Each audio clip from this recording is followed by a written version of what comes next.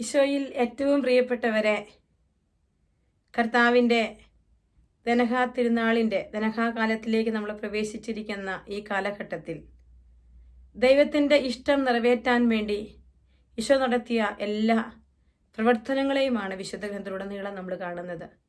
കർത്താവിൻ്റെ വചനം തന്നെ ഈശോ പറയുന്നത് ഇങ്ങനെയാണ്: പിതാവേ, അങ്ങയുടെ ഇഷ്ടം നിറവേറ്റാനാണ് ഞാൻ വന്നിരിക്കുന്നത്. ദൈവത്തോട് ചേർന്ന് നിന്ന എല്ലാവരും ദൈവഹിതം അനുവർത്തിച്ചവരാണ്.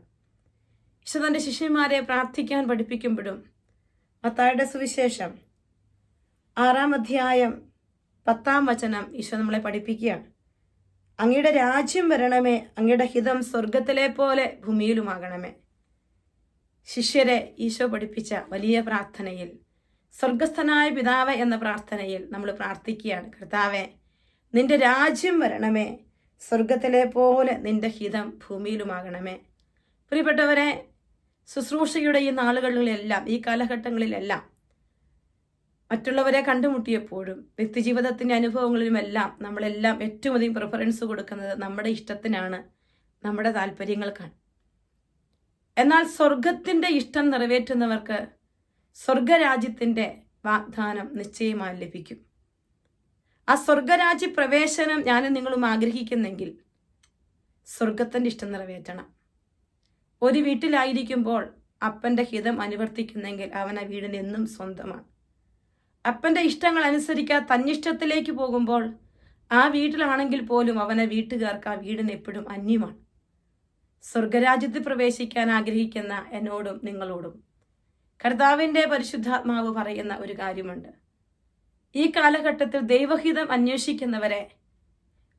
അന്വേഷിക്കുന്നവരായി മാറാൻ ദൈവം നമ്മളെ ക്ഷണിക്കുകയാണ്. പ്രിയപ്പെട്ടവരെ, പരിശുദ്ധ അമ്മയാണ് ദൈവത്തിൻ്റെ ഇഷ്ടത്തിന് തന്നെ ഏറ്റവും അധികം സമർപ്പിച്ച ഒരു മനുഷ്യ വ്യക്തി. ഇതാ കർത്താവിൻ്റെ ദാസി എന്ന് പറഞ്ഞുകൊണ്ട് ദൈവത്തിൻ്റെ ഇഷ്ടത്തിന് സ്വയം സമർപ്പിച്ച പരിശുദ്ധ അമ്മയോട് ചേർന്ന് നമുക്കും പ്രാർത്ഥിക്കാം. കർത്താവിൻ്റെ ആത്മനിറവിലാണ് ശിഷ്യർക്കെല്ലാം സ്വർഗത്തിൻ്റെ ഇഷ്ടം സാധ്യതമാക്കാൻ സാധിച്ചത്. അതിനു മുമ്പ് അവരെല്ലാം തങ്ങളുടേതായ വഴികളിലൂടെ ഇറങ്ങി യാത്ര ചെയ്യുന്നത് നമ്മൾ കാണുകയാണ് ഈശോയുടെ മരണശേഷം. എന്നാൽ പരിശുദ്ധമാവ് നിറഞ്ഞപ്പോൾ സ്വന്തം ഇഷ്ടങ്ങൾക്ക് വിലയില്ലാതെ, സ്ഥാനമില്ലാതെ ദൈവത്തിൻ്റെ ഇഷ്ടം അവരുടെ ജീവിതത്തെ മുന്നോട്ട് നയിക്കുന്നത് നമ്മൾ ഓരോരുത്തരും കാണുകയാണ്. ഇന്ന് നിങ്ങളുടെ മുൻപിൽ ഞാൻ ഈ വചന ശുശ്രൂഷയുമായി കടന്നു വരുമ്പോൾ ഈ നാളുകളിലെല്ലാം മനസ്സിനെ ആഴത്ത് ചിന്തിപ്പിക്കുന്ന ഒരു കാര്യമുണ്ട്. എപ്പോഴും നമ്മുടെ ഇഷ്ടങ്ങൾക്ക് നമ്മളിപ്പോഴും സ്വാർത്ഥപരമായ പ്രാർത്ഥനകളുമായി സ്വർഗസന്നിധിയിലേക്ക് എത്തുമ്പോൾ പരിശുദ്ധ അമ്മയോട് ചേർന്ന് ദൈവത്തിൻ്റെ ഇഷ്ടം നിറവേറാൻ, എന്നെക്കുറിച്ചുള്ള ദൈവഹിതം പൂർത്തിയാക്കാൻ നമുക്ക് പ്രാർത്ഥിക്കാം. പ്രിയപ്പെട്ടവരെ, ജനുവരി മാസം 9-ാം തീയതി മുതൽ ആരംഭിക്കുന്ന വിമല ഹൃദയ പ്രതിഷ്ഠയിലേക്ക് നിങ്ങളെ ഏവരെയും ഞാൻ സ്വാഗതം ചെയ്യുകയാണ്. ഫേസ്ബുക്കിലൂടെയും യൂട്യൂബിലൂടെയും വിമല ഹൃദയ പ്രതിഷ്ഠ നമ്മൾ നടത്തും. UK സമയം വെളുപ്പിന് 3 മണിക്കാണ് വിമല ഹൃദയ പ്രതിഷ്ഠ ആരംഭിക്കുക. ഇന്ത്യൻ സമയം രാവിലെ 8:30-ക്കാണ് നമ്മൾ ലൈവിൽ അത് ചെയ്യുക. അല്ലെങ്കിൽ യൂട്യൂബിലും ഫേസ്ബുക്കിലും അത് അപ്ലോഡ് ചെയ്യും. ഈ നാളുകളിലൊക്കെ വിമല ഹൃദയ പ്രതിഷ്ഠ വർഷത്തിൽ 3 തവണ വെച്ച് സമൂഹമായി ചെല്ലാറുണ്ട്. വിമല ഹൃദയ പ്രതിഷ്ഠ ചെല്ലിയ നാളുകളിലൊക്കെ ആത്മീയ മേഖലയിലെ ഒരു പരിവർത്തനം ഞാൻ എന്നിൽ, മറ്റുള്ളവരിലൊക്കെ കണ്ടിട്ടുണ്ട്.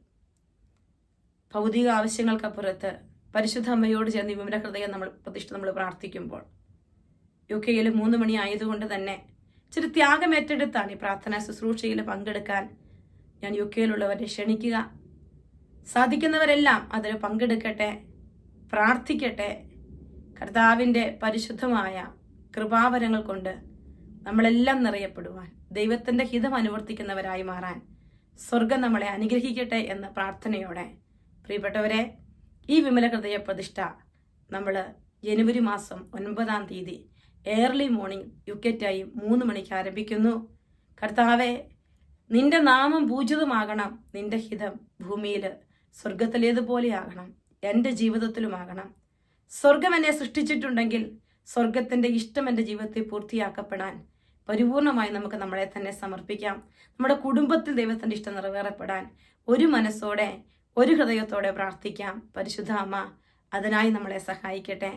ഈശോ മിശിഹായിക്ക് സ്തുതിയായിരിക്കട്ടെ.